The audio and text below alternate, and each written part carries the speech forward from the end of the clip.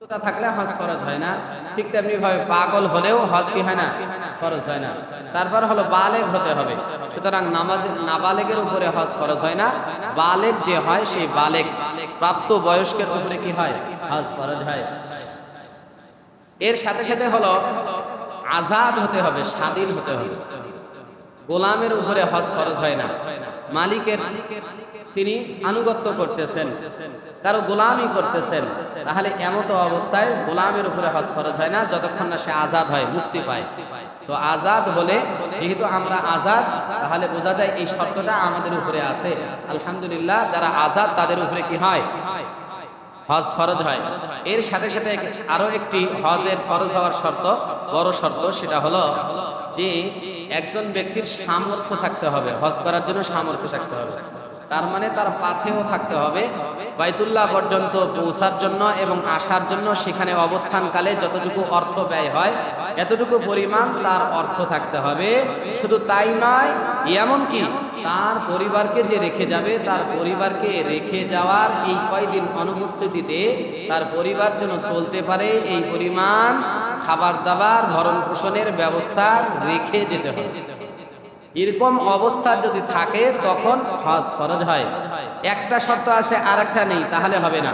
সবগুলো শর্ত যখন পাওয়া যাবে, একজন মুসলমান হবে, একজন প্রাপ্তবয়স্ক হবে, একজন সুস্থ মস্তিষ্ক হবে বা সুস্থ শরীরের হবে, এমনকি আজাদ হবে, এমন তার বাইতুল্লাহ পর্যন্ত পৌঁছার সামর্থ্য রয়েছে, এমন যদি হয় তাহলে তার উপরে হজ কি হয়, ফরজ হয়।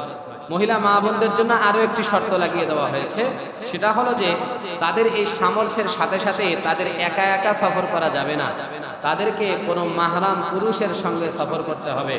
মাহরাম পুরুষ বলা হয় ওই পুরুষ যাকে ওই মহিলার জন্য বিবাহ করা হারাম, যেমন নিজের বাবা, নিজের বড় ভাই অথবা নিজের স্বামী ইত্যাদি ইত্যাদি। এরকম তার ভাই বা তার চাচা, এরকম পর্যায়ক্রমে গার্জিয়ান যেই লেভেলে তার কাছে থাকে, এরপরে যেই লেভেলে তার কাছে থাকে না, এইভাবে তার উপর থেকে নিয়ে নিচ পর্যন্ত এইভাবে মাহরাম পুরুষদেরকে সাথে নিয়ে হজ করতে হবে। একাই একাই কোনো মহিলার জন্য হজ করার অনুমতি নেই। অনেকেই হজ করার জন্য নিয়াত করে যে একাই একাই যাবে অথবা কোনো হজের প্রশিক্ষকের সঙ্গে যাবে। এটা কিন্তু গায়রে মাহরাম, একজন সাধারণ মানুষের কাছে যার সঙ্গে পরিচিতি নেই, যার সঙ্গে বিবাহ করা হারাম নয়, এমন পুরুষের সঙ্গে হজে যাওয়া বা হজের প্রস্তুতি নেওয়া এটা কিন্তু হারাম, এটা জায়েজ নেই। এজন্য মহিলা মা বোনদেরকে অবশ্যই খেয়াল রাখতে হবে যে হয় নিজের স্বামীর সঙ্গে নিয়ত করতে হবে, না হলে নিজের বড় ভাইয়ের সঙ্গে নিয়ত করতে হবে। যদি বাবা থাকে তো বাবার সঙ্গে নিয়ত করতে পারে। স্বামী থাকা অবস্থায় আগে স্বামীকেই প্রাধান্য দিতে হবে। তো যাই হোক, মহিলা মা বোনদের জন্য এই শর্তটা অতিরিক্ত, এটা খেয়াল রাখবো। একটা শর্ত ফওত হলে তাহলে হজ করা ফরজ হবে না। এই সবগুলো যদি থাকে তাহলে কেবলমাত্র শুধুমাত্র তার উপরে হজ ফরজ হয়। এবার আসুন, হজ যদি এতগুলো ফরজের শর্ত থাকা সত্ত্বেও যদি কেউ না করে তাহলে ক্ষতি কি? হজ যদি না করে, সামর্থ্য আছে, সবগুলোই ফরজ হওয়ার শর্ত আছে, কিন্তু যদি না করে তাহলে ক্ষতি কি?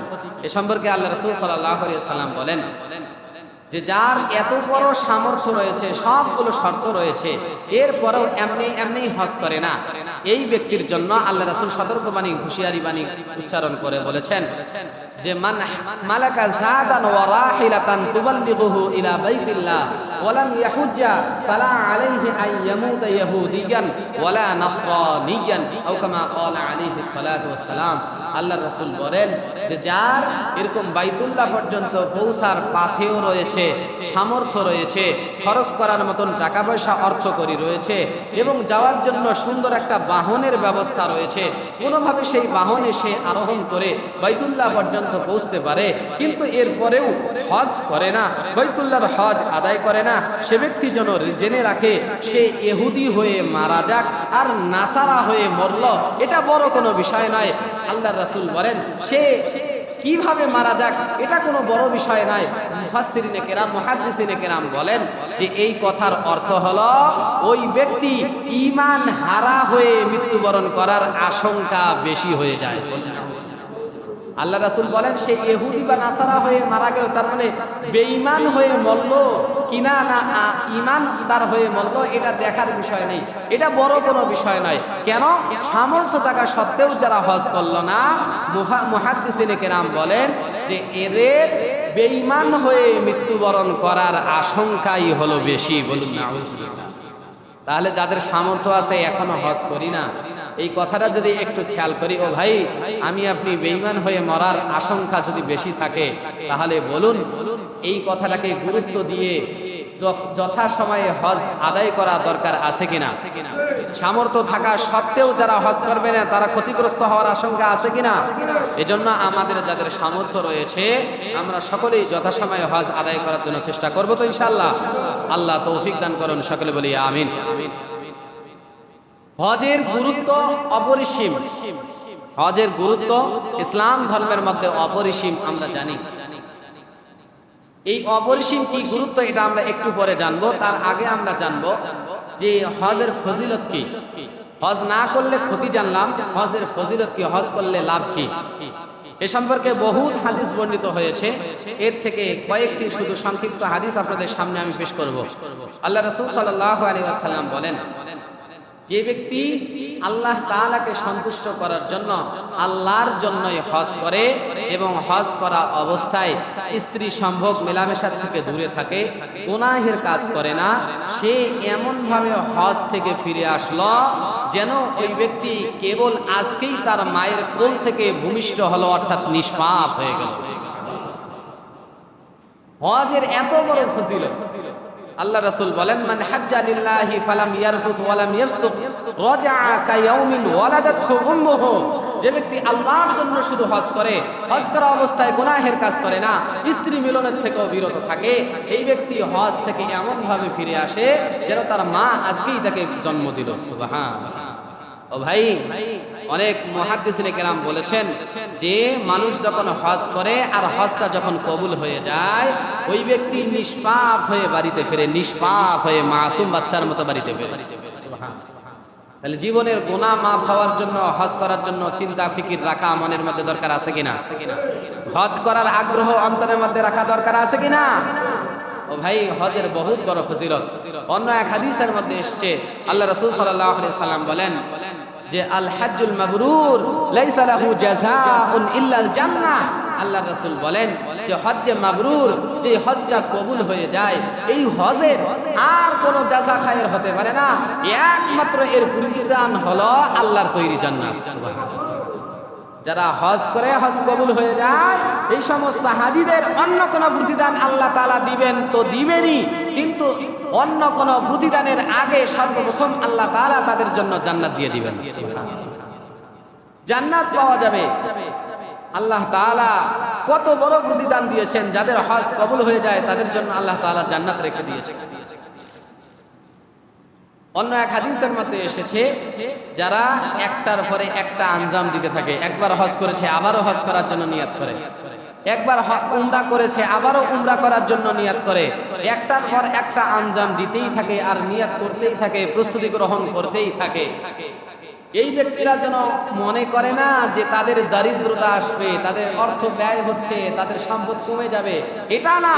আল্লাহ রাসূল বলেন তোমাদের সম্পদ কমবে না, এমনকি তোমাদের এই বারবার হজ আর বারবার উমরা করার দ্বারা আল্লাহ তাআলা তোমাদের জীবনের সমস্ত গুনাহগুলোকে মাফ করে দিবেন।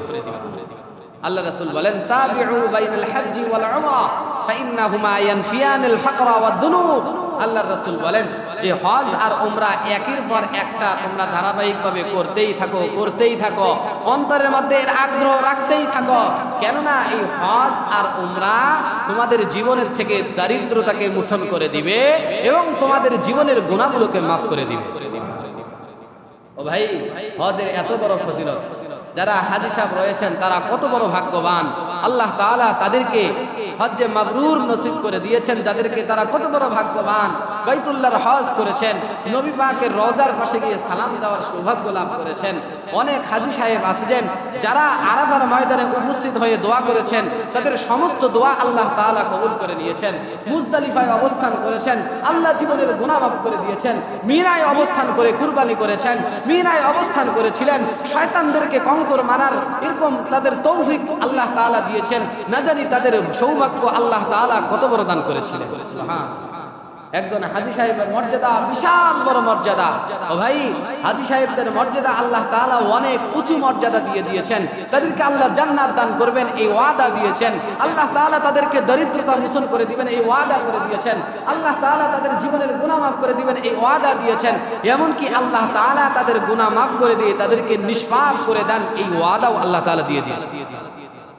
কিন্তু হাজী সাহেবদেরকে মনে রাখতে হবে একটা কথা, খুব গভীরভাবে মনে রাখতে হবে, যে এই হজ করে আমার মাঝে পরিবর্তন আসলো না, এই হজ আমার উপকারে আসবে কতটুকু, এটা গভীরভাবে চিন্তা করা দরকার। অনেক হাজী সাহেব আছেন আলহামদুলিল্লাহ হজ করে এসেছেন, নিজেদের মাঝে পরিবর্তন হয়ে গিয়েছে।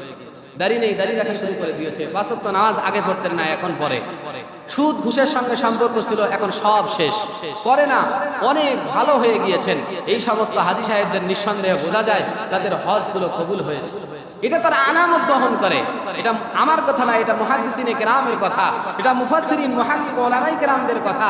যে হজ মানুষদেরকে, হাজী সাহেবদেরকে পরিবর্তন করতে পারে না, এই হজ মূলত তার কতটুকু কবুল হয়েছে এটা চিন্তা করে দেখা দরকার। এই হজ মূলত হজ হয়নি। এজন্য হাজী সাহেব যারা রয়েছেন তাদেরকে, যারা আগামীতে হজ করবেন, তাদের কাছে আমার উদাত্ত আহ্বান থাকবে, ও ভাই, হজ করে এসে যদি আপনাকে হজ পরিবর্তন না করতে পারে তাহলে আপনার বিরাট ক্ষতির আশঙ্কা রয়েছে। এজন্য আসুন, আমাদের যারা আল্লাহ তাআলা তৌফিক দান করেছেন এবং করবেন আগামীতে, আমরা সকলেই নিয়াত করব হজ করে আসার পরে হলেও আমরা ইমানদার, বাক্কা, সাচ্চা, কামেল মুসলমান হওয়ার জন্য চেষ্টা করব। পারবো তো ইনশাআল্লাহ? আল্লাহ সকলকে জীবনে একবার হলেও হজ করা তৌফিক দান করুন, সকল বলি আমিন। এবার হজের কি গুরুত্ব, কি অপরিসীম গুরুত্ব রয়েছে শরীয়তের মধ্যে। হজ হলো ইসলামের মধ্যে 5টি স্তম্ভের মধ্যে একটি স্তম্ভ, ঠিক কিনা? আল্লাহ রাসূল বলেন, বুনিয়াল ইসলামু আলা খামস, ইসলাম 5টা জিনিসের উপরে দাঁড়িয়ে রয়েছে। এক নম্বর হলো বুনিয়াল ইসলামু আলা খামস, শাহাদাতি আল্লাহ ইলাহা ইল্লাল্লাহ وأشهد أن محمدا عبده ورسوله وإقامة الصلاة وإيتاء الزكاة والحج البيت وصوم رمضان أو كما قال عليه الصلاة والسلام। আল্লাহ রাসূল বলেন যে ইসলাম 5টি স্তম্ভের উপরে, খুঁটির উপরে দাঁড়িয়ে রয়েছে। এক নম্বর হলো কালিমা লা ইলাহা ইল্লাল্লাহর সাক্ষ্য দেওয়া, 2 নম্বর হলো নামাজ কায়েম করা, 3 নম্বর হলো যাকাত আদায় করা, 4 নম্বর হলো বাইতুল্লাহর হজ করা, 5 নম্বর হলো রমজানের রোজা আদায় করা। এই 5টির মধ্যে একটি গুরুত্বপূর্ণ ইবাদত হলো হজ, ঠিক কিনা? একটি গুরুত্বপূর্ণ ইবাদত হলো হজ। হজ এমন এক ইবাদত, ইবাদত সমস্ত ইবাদতগুলো হলো 2 প্রকার। একটা হলো ইতিকাদি আর একটা হলো আমলি, মানে একটা হলো বিশ্বাসের সাথে সম্পর্ক আর একটা হলো আমল, কাজের সাথে সম্পর্ক। কাজের সাথে যে সম্পর্ক, এই আমলটা আবার হলো 3 প্রকার। এই আমলটা কয় প্রকার? 3 প্রকার। একটা হলো জিসমি, একটা হলো মালি, আর একটা হলো দুইটাই, জিসমানি ও মালি। মানে হলো একটা হলো শারীরিক ইবাদত, যেমন আমাদের নামাজ, এটা শারীরিক ইবাদত, রোজা শারীরিক ইবাদত। মালি আর একটা মানে হলো যেমন যাকাত আদায় করি, এটা হলো মালি।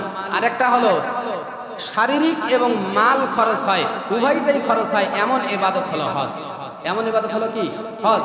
আমাদের শারীরিক শ্রমও লাগে আবার অর্থও লাগে যেই ইবাদতে, সেই ইবাদতের নাম কি ভাই? হজ। এজন্য সমস্ত মুহাদ্দিসিনে কেরাম, মুফাসসিরিনে কেরাম, মুহাক্কিক উলামায়ে কেরাম যদিও বা এই কথা স্বীকার করেন যে কালিমার পরে সবচেয়ে বড় ইবাদত হলো নামাজ, কিন্তু কোন কোন মুহাক্কিক উলামায়ে কেরামগণ বলেন যে হজ হলো সবচেয়ে বড় ইবাদত। কেন? এখানে 2টা জিনিসের খরচ হয়, এক হলো শারীরিক খরচ হয় আর একটা হলো মালি খরচ হয়। এজন্য এই ইবাদতটাকে বড়, অনেকেই বলেছেন যে এই ইবাদতটা শরীয়তের মধ্যে অনেক বড় ইবাদত। অনেক যুক্তি দিয়েছেন, এর কারণ হলো যে কখনো কখনো না নামাজের কাজা করা যায়, মন চাইলেই কাজা করে নেওয়া যায়, কিন্তু হজের কাজা মন চাইলেই করা যায় না। মন চাইলে কখনো যদি আপনার আমার নামাজ কাজা হয়ে যায়, এক ওয়াক্তে না পারলে আরেক ওয়াক্তে পড়ে নেওয়া যায়, যায় কি যায় না? কিন্তু এই হজটা একবার যদি কারো জীবনে ফরজ হয়ে যায় আর যদি সে কাজা করতে চায় তাহলে তাকে আগামী 1 বছর পর্যন্ত কমপক্ষে হলে তাকে অপেক্ষা করতে হবে, ঠিক কিনা? আগামী বছর তো দূরের কথা ভাই, আগামী একদিন বাঁচবে এমন কারো কোনো গ্যারান্টি আছে? আচ্ছা মানলাম আগামী 1 বছরে সে প্রস্তুতি নিবে, কিন্তু কথা হলো যে আগামী 1 বছর আসতে আসতে টাকা যেই পরিমাণে ছিল এই টাকা নেই, খরচ হয়ে গিয়েছে, কি করবেন? ও ভাই এখানে একটা জরুরি মাসালা মনে রাখতে হবে, কারো উপরে যদি একবার জীবনে হজ ফরজ হয়, এখন সে যতদিন পার করুক, যতই তার অর্থ থাক আর চাই না থাক, একবার ফরজ হয়েছিল মানে তার জীবনে এখন এই ফরজটা থাকবেই যতক্ষণ পর্যন্ত সে আদায় করে না। গত বছরে মনে করেন আপনার উপরে 5,000 টাকায় বা 10,000 টাকায় আপনার হজ করার সামর্থ্য ছিল, হজ ফরজ হয়েছিল ওই 10,000 টাকার উপরে, এখন 50 বছর পরে এসে আপনার কাছে লাগতেছে কয়েক লক্ষ টাকা।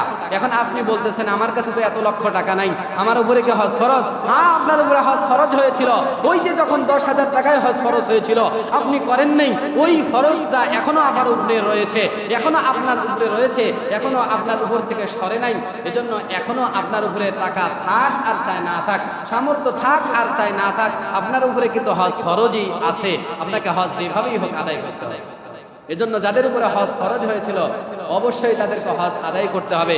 নিজে করতে পারলে আলহামদুলিল্লাহ, না করতে পারলেও কমপক্ষে আপনার আমার জন্য বদলি হজ করানোর জন্য কোনো আলেম বা কোনো ভালো মুহাক্কিক লোককে নির্দিষ্ট করে দেওয়া, সেজন্য আপনার আমার পক্ষ থেকে বদলি হজ করে, সেটাও যদি সম্ভব না হয় কমপক্ষে আপনার আমার ওয়ারিসদেরকে ওসিয়ত করে যাওয়া, আমি কিন্তু হজ করে যেতে পারলাম না, তোমরা আমার পক্ষ থেকে হজ করিও, অথবা আমার পক্ষ থেকে হজ করার জন্য বদলি হজ করার জন্য কাউকে নির্দিষ্ট করে দিও। এখানে আরেকটি মাসালা, যদি কারো বাবা মা এভাবে ওসিয়ত করে যায় তাহলে ওই সন্তানদের জন্য বা ওয়ারিসদের জন্য ওই ওসিয়তকে পুরা করা জরুরি কিনা এই মাসালাটাও জানা দরকার। এটা শরীয়তের পক্ষ থেকে তখনই জরুরি হবে যখন বাবা মার রেখে যাওয়া সম্পদ, ওই সম্পদ দিয়ে হজ করার বা বদলি হজ করার যখন সামর্থ্য থাকবে, ওই অর্থ বা ওই সম্পদ দিয়ে হজ করা সম্ভব হবে, তখন ওয়ারিসদের জন্য ওই ওসিয়ত পুরা করা ওয়াজিব। তার মানে হলো যেই সম্পদ রেখে গিয়েছে এই সম্পদের মধ্য থেকে 1/3 বা 1/3 অল্পে কমে হজ করা সম্ভব হয়, তাহলে ওয়ারিসদের জন্য এই হজ আদায় করে দেওয়া, ওসিয়ত পুরা করে দেওয়া এটা ওয়াজিব। আর যদি ওই 1/3 সম্পদ আদায় করে হজটা আদায় করা সম্ভব হয় না, ওই 1/3 সম্পদ দ্বারাও হজে আরো বেশি সম্পদ লাগতেছে, টাকা লাগতেছে বদলি হজ করার জন্য, অথবা ওয়ারিসদের করার জন্য আরো অনেক সম্পদ লাগতেছে, তাহলে এই ওসিয়ত পুরা করাটা ওয়াজিব নয়, জরুরি নয় সন্তানদের উপরে। তবে আমি মনে করি যারা বাবা মার ভালো সন্তান, সুসন্তান, বাবা মাকে কবরে আযাবে দেখতে চান না, ভালো অবস্থায় দেখতে চান, তারা যেইভাবেই হোক তারা চেষ্টা করে হলেও নিজের পক্ষ থেকে সম্পদ লাগানো লাগলে হলেও তারা যেন বাবা মার পক্ষ থেকে তাদের ওসিয়তটা পুরা করার চেষ্টা করে, ঠিক কিনা? তারা যেন চেষ্টা করে। হজের এত বড় গুরুত্ব, অপরিসীম গুরুত্ব। আল্লাহ রাসূল সাল্লাল্লাহু আলাইহি সাল্লাম বলেন যে তোমরা তাড়াতাড়ি করে হজ করো, জানা নাই তোমাদের আগামীতে কি অবস্থা আসবে, হয়তোবা তোমাদের শারীরিক অসুস্থতা আসতে পারে, হয়তোবা তোমাদের এমন হতে পারে যেই অর্থ আছে আগামীতে নাও থাকতে পারে। অনেকেই আমাদের দেশে এমন আছে, প্রচলন আছে, অনেকেই মনে করি যে বুড়ো হয়ে কুঁজো হবে পিঠে তারপরে হজ করবে। ও ভাই আল্লাহ রাসূল বলেন আল হাজ্জু আল আজ্জু, হজ হলো কষ্টকর কাজ, দৌড়াদৌড়ির কাজ, চলাফেরার কাজ, তাওয়াফের কাজ, সাই করার কাজ।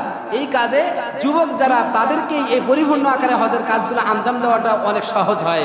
যারা বৃদ্ধ হয়ে যায় তাদের জন্য এই সাফা মারা, সাই করা, তাওয়াফ করা, এমনকি আরোহণ করা, এক জায়গা থেকে আরেক জায়গায় যাওয়া, হেঁটে যাওয়া, অবস্থান করা, এগুলো কষ্টকর বিষয়। এজন্য যত দ্রুত পারা হজ করার জন্য চেষ্টা করা। এক শ্রেণীর মানুষ আছে মনে করি যে চাকরি বাকরি থেকে ফারেক হয়ে আমরা যখন কি করব, রিটায়ার করব, তখন আমরা হজ করব। আরেক শ্রেণীর মানুষ মনে করে যে ব্যবসা বাণিজ্য করতেছি, এখন যা করার করে নেই, এখন তো ব্যবসা বাণিজ্য করে একটু কামাইতে হবে, এখন যা উল্টাপাল্টা করার করে নেই, হজ করে আসে একবারে সুফি দরবেশ হয়ে যাব, আর কোনো খারাপ কাজ করব না। এরকম যারা নিয়ত করি, আল্লাহ রাসূল বলেন তাআজ্জালু ইলাল হজ ফাইন্না আহাদাকুম লা ইয়াদরি মা ইয়ারিদু লাহু। আল্লাহ রাসূল বলেন হজ করার ক্ষেত্রে দেরি করো না, তোমরা তাড়াতাড়ি, তোমাদের সামর্থ্য রয়েছে তাড়াতাড়ি করে হজ করে নাও, কেননা তোমার জানা নেই সামনে কি পরিস্থিতি আসবে, কখন তুমি অসুস্থ হয়ে যাবা তোমার জানা নেই, কখন তোমার খারাপ দুরবস্থা আসবে, দরিদ্রতা আসবে, তোমার এটা জানা নেই। এজন্য যখনই হজ ফরজ হয় তখনই তুমি হজের জন্য প্রস্তুতি গ্রহণ করো। ভাই হজের গুরুত্ব অপরিসীম, মাহাত্ম্য অনেক বেশি। তাই আসুন সকলেই আমরা হজ করার জন্য নিয়ত রাখি। হজ করার যে ফজিলত আছে আল্লাহ আমাদেরকে অর্জন করার তৌফিক দান করুন, এবং যাদের উপরে হজ ফরজ হয়েছে না করলে কি ক্ষতি এটা বোঝার জন্য তৌফিক দান করুন। আল্লাহ তাআলা আমাদের সকলকে বুঝে আমল করার তৌফিক দান করুন। সকলে বলি আমিন। ওয়া আখিরু দাওয়ানা আলহামদুলিল্লাহি রাব্বিল আলামিন। যারা পরে আসছে